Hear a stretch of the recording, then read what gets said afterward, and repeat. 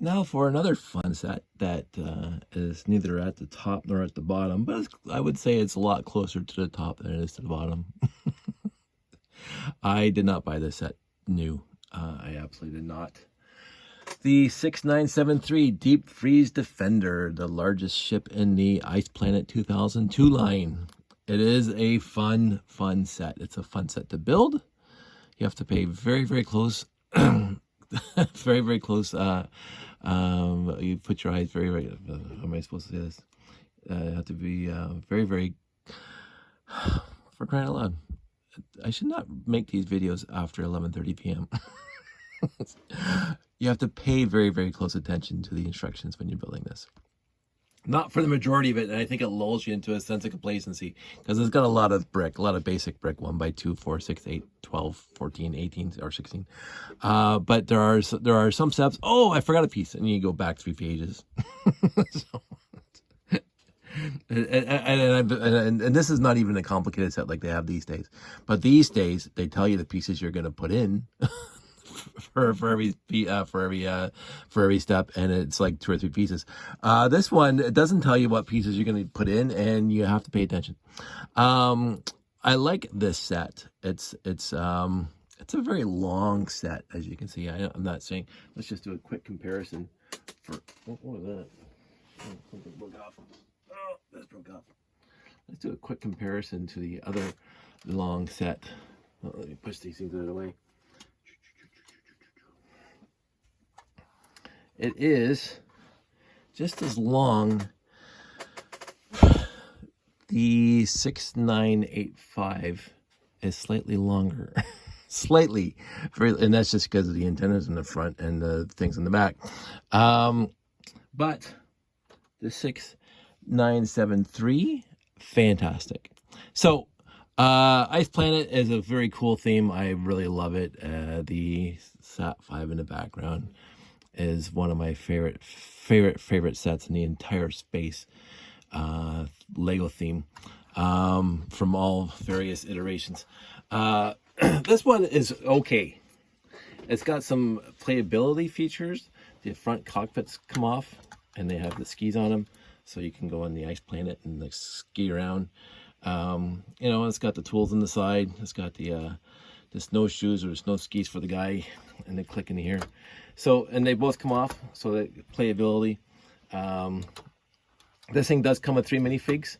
Let's just go through that. Yeah, so 6973 Deep Freeze Defender, Ice Planet 2002. It came out in 1993. 412 elements, so it's the biggest one so far. 3 minifigs, retailed for $45 US, which seems to be a bargain in these days. I got this in a used lot years ago, pre-internet, or pre-me being on the internet anyway. And I built it. I can't remember what lot it came in, but it came in a box with other parts and pieces, obviously. But as soon as I saw this, I knew, and of course the trans neon orange, that it was a Ice Planet, and it was this one. So I was going to do another Dave Flex and build 2 of them. So I got like all these other pieces ready to go to make sure I could. But I said, screw it. I don't need to build 2. There are fans out there who absolutely adore the Ice Planet theme. I'm not going to fault them. They do a whole layout, a whole diorama, a whole whatever you want to call it, of Ice Planet, just like they do for Mtron and the other one. I do love the Ice Planet people who build their mocks, and they build huge glaciers and with bases inside the ice and stuff like that, and big huge rovers and stuff like that. Even back on Lugnet, I was very impressed with the builds that people made for Ice Planet. It is a fun color scheme. It looks great in the black light. I don't know if I can do that right now while we're talking. Let me just see. I'm going to turn off some lights, baby. I'll turn off this one to start. It's been a while since I had my black light out, and see if this is actually, I should have thought about this before I started the video, because it is kind of cool. So I'm going to turn off this guy. That guy's off. I'm going to unplug that guy. So in a couple seconds it's going to be pitch black in here, I'm going to close that. And I turn this on. So I have this little black light bulb here. And look at the orange, the trans neon orange just glows in the dark, even when you get over to the other sets.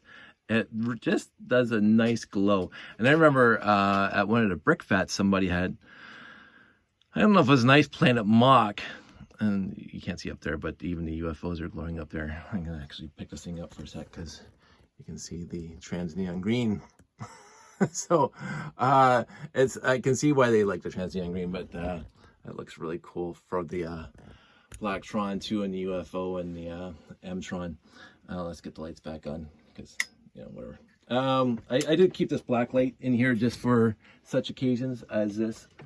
Just to check things out to see if I want to skip out on making classic space and do something else.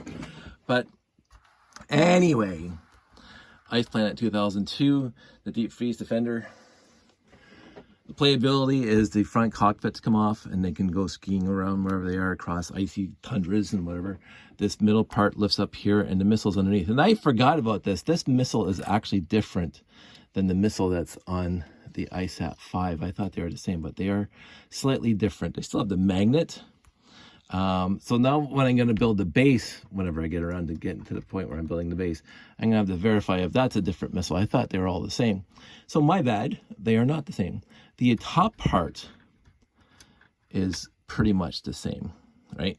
And I will say this is the one deficiency. I don't like how they store it on this because you have to plug it into the Technic piece hole. But I like where the missile's stored, the rocket stored. That's kind of cute. And then in this part comes apart too. So these things. This is one of the first latches where they actually latch it right onto the stud instead of having some sort of locking mechanism where they slide into each. This thing actually sits right on top of the studs just to keep it together. So when you're picking it up, right, the whole thing sticks together. Because they didn't do a lot on the actual connectors. They have the 1x2 Technic bricks and the axles over here, the pegs over there, 2x2 peg bricks or 1x2 peg bricks.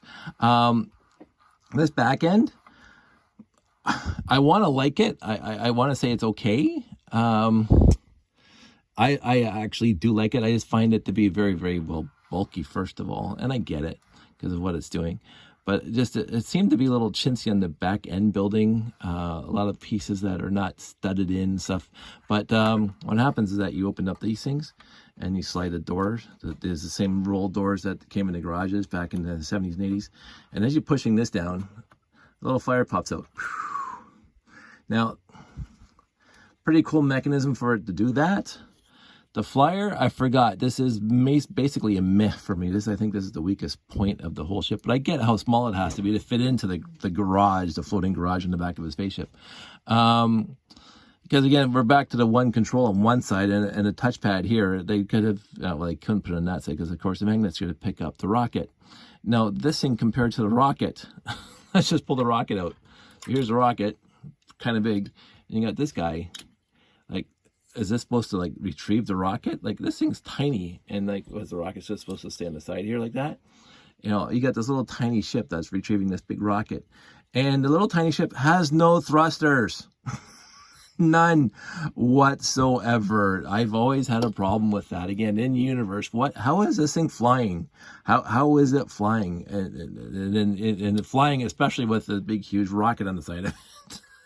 But it's playable, so little things like that just kind of drive me nuts. So put this back in here.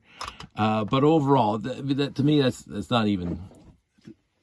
It was a bit of a deficiency. The other thing is just trying to get this thing back in here. I always found to be. Oh, the guy's helmet fell off. Because this is a 2-plate high hole. Void, and it has to fit on top of that. So yeah, it goes on pretty easy. And then as you push it back down, the guy hides. So and then he comes back down, and you know now he's all hidden inside the garage. It's a fun, playable feature. I mean, it's a big honking garage to do that feature. I like how they put more effort into it than just having the garage and you're lifting this set out, the little ship out, because they could have done that very easily. Just have the garage open, and then you reach inside. Whoops, let's pull these up. Reach inside and pull the guy out. They didn't do that. They made it more entertaining, more versatile, more interesting, because it just pops up as you push the door back. So that's effort. So I'm going to give them that. It's, you know, it's part of the playability of this set. The look of the set overall, pretty nice. The color scheme, as I've already shown you in the black light, looks fantastic. And the white and blue, I always like the white and blue with the Ice Planet, because they focus more on the blue than the white. And Futuron, it's mostly all white and a little bit of black highlights. In the original classic space, when they went to white and blue, you know, for the Galaxy Commander and this guy, you know, this is very reminiscent of the stage 2 of classic space, when they went to the white and blue and dark blue. They used basically the same color scheme, except they went with the trans neon orange instead of the trans blue. It's a nice set. It's not in my top 5, but it's closer to the top than it is to the bottom. I always liked it. Maybe I will build 2 at some point, just to have 2. When I talked about the little ship not having thrusters, the big ship doesn't hardly have any thrusters either. It's got like all these little tiny things in the back, 1, 2, and these little things here, that little thing there. Not a lot, unless you want to classify. These can't be thrusters because they got them on the side here. I don't know. I just find the bottom, they got these things all pointed backwards. But that's fine. Maybe those are the thrusters, but I think they're more like landing skis. So there's not a lot of big engines to push this thing around in space. They got the little engines here, right? Like again, if we compare it to the next ship that we're gonna get to at some point, like this thing, you say, oh, this has little tiny thrusters here and here. Yeah, I get that, but it has these honking huge ones on the side. That's big thrusters on it. So in universe, this thing's gonna book it somewhere. This guy doesn't have thrusters, big thrusters. It only has little tiny thrusters on it.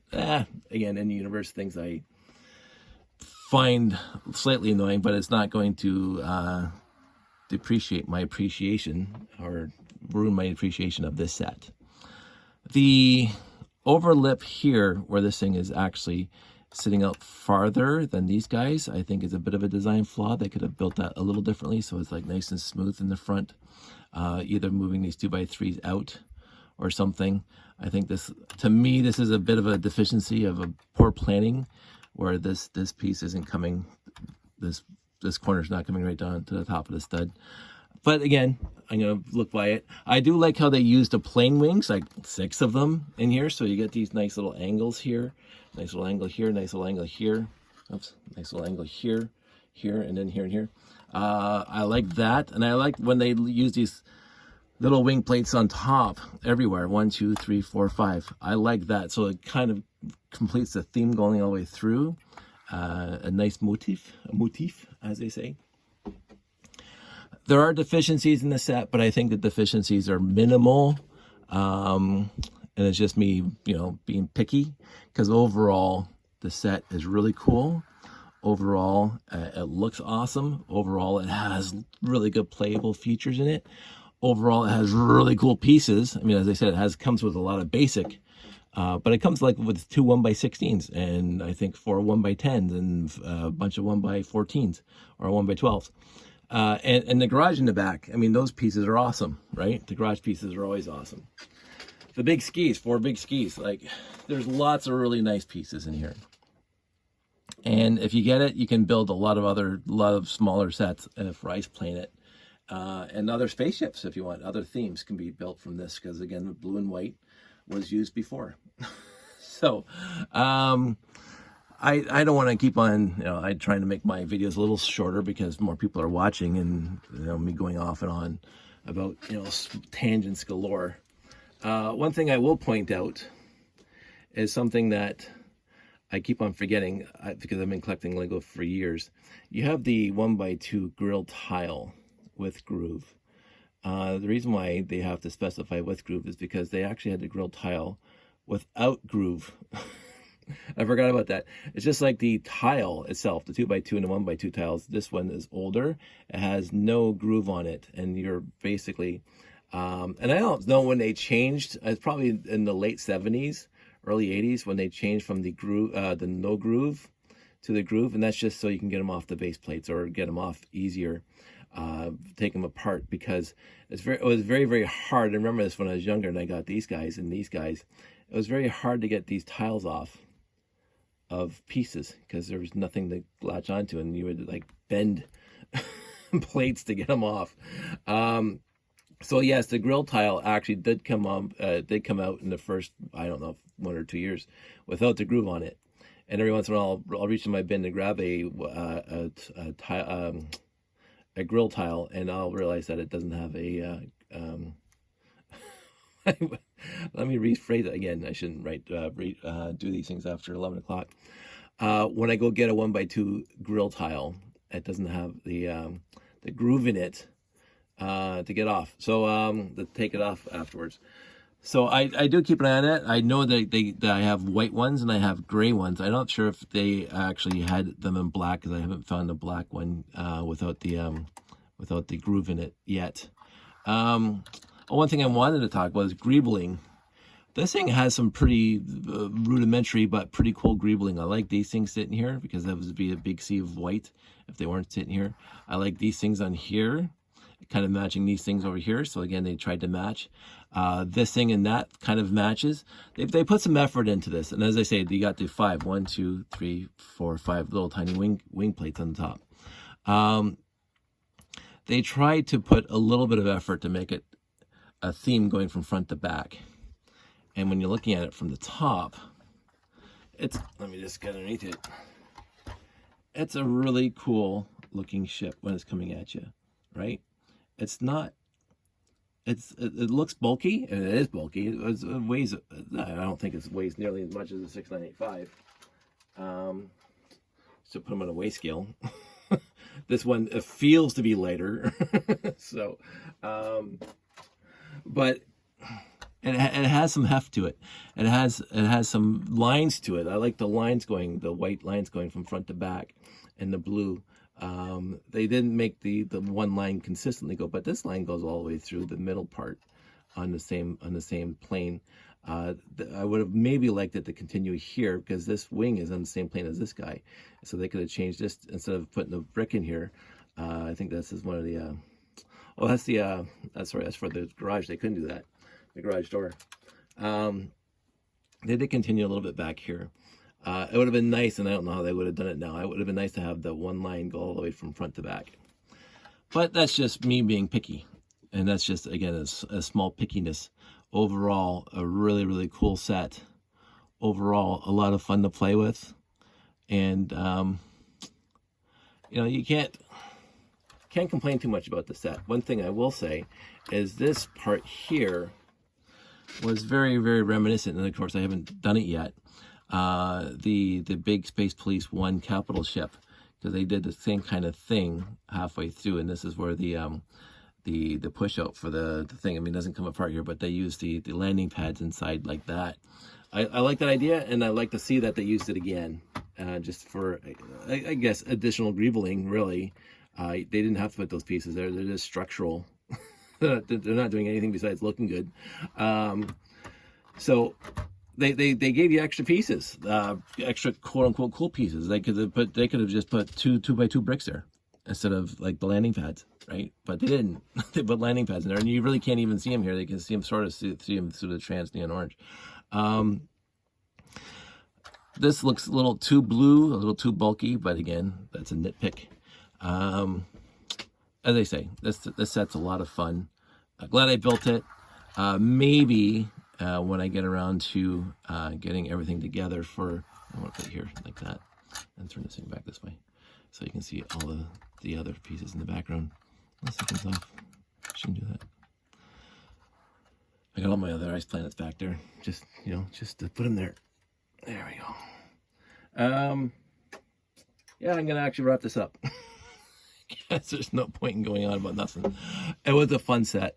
It was a unique set with the garage door. You didn't see that in too many space. I don't think they did it again until Space Police 3 with the building at the end. And again, I never bought that set because I wasn't at all interested in it. But I think that's the only other time they used the garage doors in space sets.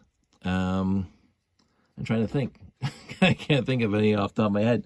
No, I use the garage doors in my layout. The building back there has 6 garage doors in it because, you know, the vehicles have to be stored somewhere and be worked on somewhere. But it was a unique way of doing things. I always like that, just like when we were doing the other set, the 6972, when they're using the castle walls. Yes, they were white, but they were actually castle wall corners. And so and I think Lego keeps on trying to make the point that you can't say this piece should be exclusively used for castle, or this piece should be exclusively used for space. Because I remember when Benny's spaceship showed up and it had a lot of castle pieces in it. So that's really cool.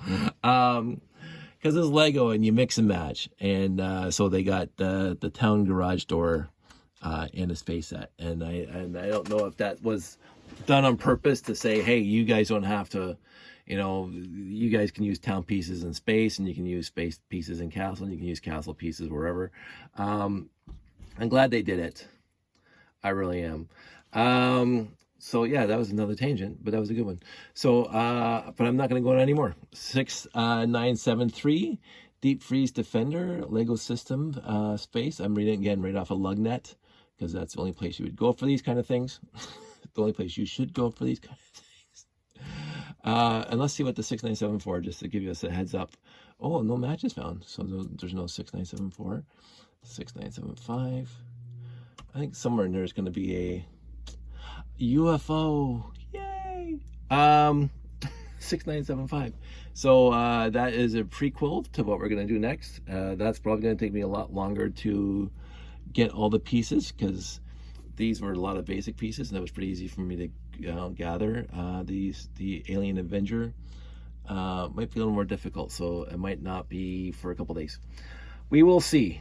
And as I say, I have all these pieces here already, and I have fun building this guy. I just may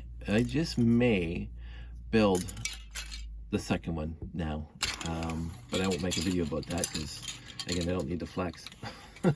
I did realize that I can only build 2 because I only have 1 more of these without the printing on the side from the Aquanauts or whatever it was coming from. So I only have 1 more of these quarter panels in there. So I have 2 quarter panels, which I needed, and these 2. I was just making sure that I had the rest of the pieces. I have tons of. So and the garage door. So this is what I thought would be my limiting factor is these. Okay, let's talk about that really quick, because you know I do like to talk. Let's zoom out. This is one of my things, and it contains a lot of my paperwork and stuff. But it's called my garage pieces. And in my garage pieces, because I keep on collecting since I was a kid, these are my blues, whites, and then the reds and blacks. And then I have my upright pieces in here, including the newer ones where there's just a stack of 1x5s, but all the original pieces, in red, blue, white, black, gray. But the important thing that I wanted to show you for this is my bin. I want to talk about this company. It's gone now. This is my bin of garage door pieces. So I did actually have to make a bricklink order a long time ago. So this is all my garage door pieces. I had to get, because I wanted the yellow, black, yellow on the garage doors. So if you saw my layout, you'll see that the bottom of my garage doors are yellow, black, and yellow. And then it has the trans clear and then the blue for the rest of it. So I had to order, this is basically all the ones I had to order is the yellow with the little handle on it, because I don't think I have any more. So that was specifically, yeah, I ordered that for the layout. So I don't know how I get an extra one of those. But I have tons of the rest, because these just basically ubiquitous in town sets back in the early 80s. Tons of red, tons of blue, tons of trans clear, tons of trans light blue, tons of old gray. But old gray is basically the bottom. I don't think I have any gray panels above that. White, even, lots of white. I think that's for this set. So, and as I say, tons of black. I always liked the garage doors, this garage door setup, considering that they I don't know what year they first released it in, but I remember seeing them when I was a kid. So, and I had a few sets, and yet they still use them exactly as they are now. So they didn't change the actual molds. They didn't change, as far as I know, the 1x14 with the groove in it, and the 1x2s with the vertical groove in it, and the actual pieces themselves. I think the new, even the Space Police 3 set had exactly the same kind of door, if I remember correctly. Again, I never bought it, so I wouldn't know. But I bought more recent sets that had the garage door pieces, like the police sets. Josh got them for Christmas, and I think that's where these guys came from, because they're mint and not even scratched. They have exactly the same garage door pieces, and considering they're flexible and whatever, and they still work though after all these years. So Lego again they come up with a concept decades ago, and they run with it, and they keep what works, and this really does work. So I really appreciate that. I really appreciate how they've used it in a variety of different themes, mostly in town and city, but space, right? I think that's fantastic. But I thought I'd, flex a little bit by showing you all the garage door pieces. Again, it's just probably not the biggest collection that people have. Somebody out there probably has a lot more garage door pieces than I do, but I have a few. And it's just, again, years of collecting. And the only Bricklink, as I said, the only Bricklink order I ever made for garage door pieces was to get yellows and yellow with the handle, because that's what I needed over there. I already had all the blacks, and the blacks doesn't have a handle, but I got this one. The rest of it I owned.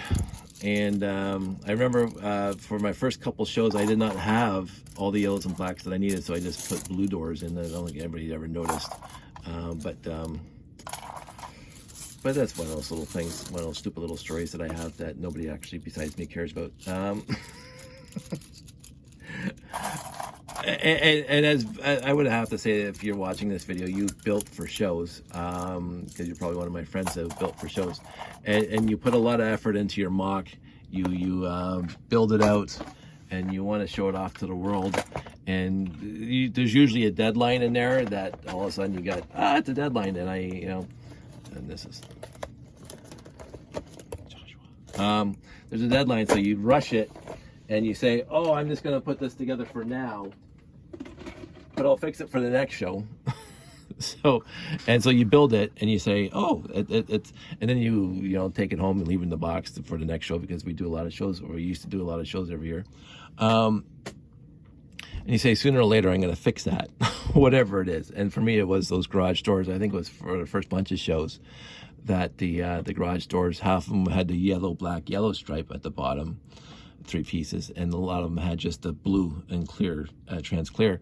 And I'm going, oh, every time I saw it, because I would notice it, and that's the problem, because I built it, I noticed it, and everything, oh, what a gorgeous base, and blah, blah, blah. And I'm going, yeah, it bothers me, because it's not the way I envisioned it in my head, because I don't have the pieces yet. So it's like, you wait for the pieces, or the Bricklink order, or whatever, and you finally get it, and then you have to take the whole thing apart.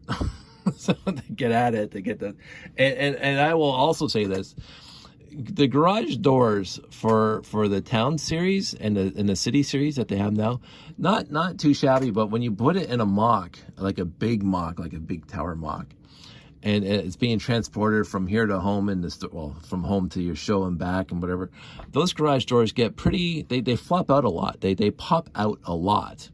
Now, again, at a show, there's nobody playing with it, pushing it up and down or whatever, but you get to a show and it's popped out of its groove, and then you don't have time to take the thing apart to fix it. So you have an open door basically, and you say, so that's happened to me a bunch of times with this thing. You'll come to a show and you'll say, hey, the door's open. No, it's not even there. Because it's like, it fell out when I was setting it up or in transition and transport. So I just took it out because I don't have time to fix it. It is what it is.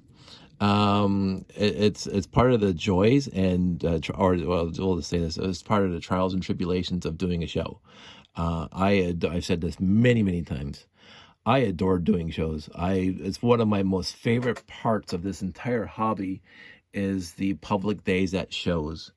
I love walking around. I love talking to people. I love, quote unquote, showing off my layout and just having a great conversation with people who are enthused about not just general playing with Lego, but specifically, oh, classic space or whatever whatever I'm displaying. Because I was at the GBC and a few brick fats helping out Jean-Marc. And the people, oh, this is utterly fantastic. And then they just want to talk about, the GBCs or castles or whatever I happen to be at, because I'm part of the show organizers and people see me with the lanyard on, hey, and they want to talk to me about whatever. I adore that part. I adore the public. I adore the enthusiasm. It's contagious. Their enthusiasm is contagious to me, and I adore it. I'm not an extrovert overall. I could spend, if I wasn't married with a kid, I could probably take 2 weeks off of work and sit in this room for that entire 2 weeks and catch a nap here and there, and just build and be perfectly content because I've done it before. But I do have a beautiful wife and I do have a wonderful kid. And so I don't think about that like before I got married, when I used to be able to hang out down here for as long as I wanted without, worrying about my kid and wanting to spend time with them. So now my time is segmented because it's not responsibilities. It's my yearning, my want to be with my family. Before I got married, I didn't have that. So this is what I did with my time. And now it's perfectly obvious that this is less time in my daily duties because of my family. It's not like they're negatively impacting on me. I'd rather do that with hang out with my family than hang out in the leg room. And they're very sweet and kind and let me hang out in the leg room. But as I say, I used to, back in my old apartment, even when I first moved in here before I started dating somebody, I used to play with Lego to 2 or 3 o'clock in the morning every single night. Just go for work the next day and come home from work, make a pot of pasta, and then go play Lego all night. Every once in a while, I play a video game, but I played a lot of Lego. I still obviously do because I'm making all these videos. But I try to have more of a balance between what I'm doing in here and spending time with the family. And I love them both. Again, my family is extremely important to me. And my family knows my hobbies are also very important to me. And it's not a contest. There's nobody saying, oh, you spent 2.5 hours playing with Lego, so you need to be with your family for 2.5 hours. Thankfully, it's not like that at all. I don't have a wife that's like minutely running my every minute of my life, like some of my friends do. I enjoy my time with my family, and my family actually sometimes, Josh, I've made a couple of videos here, wants to do this too. And that's also utterly fantastic. But the hobby is not my entire life. My family is my entire life. And I just spend some time with the hobby as I can. And this is one of them. So I'm doing this series as I can. So if there's a couple days when there's no video, it's because I'm busy with the family. Because it honestly is the family in this. Family, friends in this. My work is 9 to 5, so I don't have to worry about that.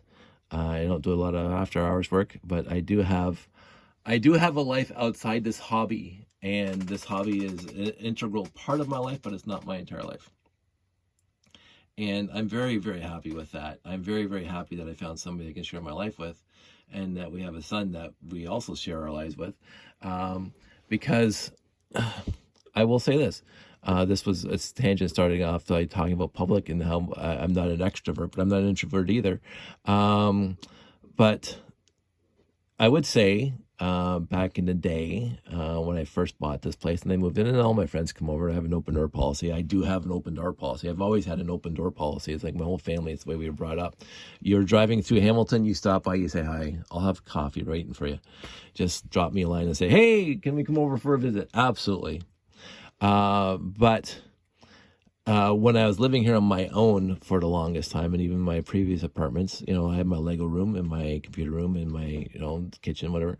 I'm a person who can live on his own because I did live on my own for a bunch of years. I moved out when I was 19, lived on my own for a bunch of years, lived with friends, but also lived on my own. But I also very, very, very, very fortunate enough and very, very ecstatically happy that I found somebody to share my life with, and she found somebody that she can share her life with. And so she does her things and I do my things, and we do a lot of things together, like camping and everything else. And she very much supports me in this hobby. She helps me with my Instagram because she's the one that knows how to use Instagram more than I do. I rarely use Instagram. But she is far too good to me. Sandy is far, far too good to me. And I adore her. And I want to spend time with her. But she does tell me, hey, you know, you go downstairs and play for a few hours. Sure. Don't have to tell me twice. And she's very accepting of this hobby, and she understands that, yes, we got the entire back half of the house here. It's just there's a huge Lego room that we have to get cleaned up. And she helps me with that, and she helps me with a lot of stuff with Lego. And she finds me Lego. She finds me use Lego. She sends me texts every once in a while. She'd be on Facebook Marketplace or in Kijiji. Hey, look at this lot. And when she's at Value Village, she'll text me and she'll say, because I keep on saying this, our Value Village always has Lego. And so far, since I made that statement like a half a year ago, every time we're at Value Village, there's Lego there. So it's very rare this year. I don't think there's been one time we were at Value Village this year when there wasn't Lego. Now, I didn't buy it every time. I don't want to go off on another tangent. Save that for later. I am very fortunate to have a wife that appreciates my appreciation of my hobby, and she helps me with it. And she is probably sleeping right now because it's after midnight now. And so I'm going to go up because I'm exhausted, obviously, because I'm rambling now. It's not even tangents, it's rambling. So 37 minutes. The Deep Freeze Defender, utterly fantastic set. If you have the means, I seriously recommend this one. It's a fun set, and you can use the pieces everywhere else. It's a good one. But that's it. That's all. I'm stumbling over my words now, so I must be very, very tired. I am going to wish all of you a good night. I hope everybody's doing well. If you have an idea that I've talked about that you want me to talk about more, just drop me a line, DM, post below. I know Josh is always about the like and subscribes because that's how the next generation really thinks about YouTube. I've said it from the beginning. It doesn't matter to me. I'm here whether you like and subscribe or not. If you do, it's fantastic. If you don't, you just want to stop by occasionally, that's also fantastic. You do you. But I'm gonna go to bed. So you guys all stay safe, take care, and I will talk to you soon.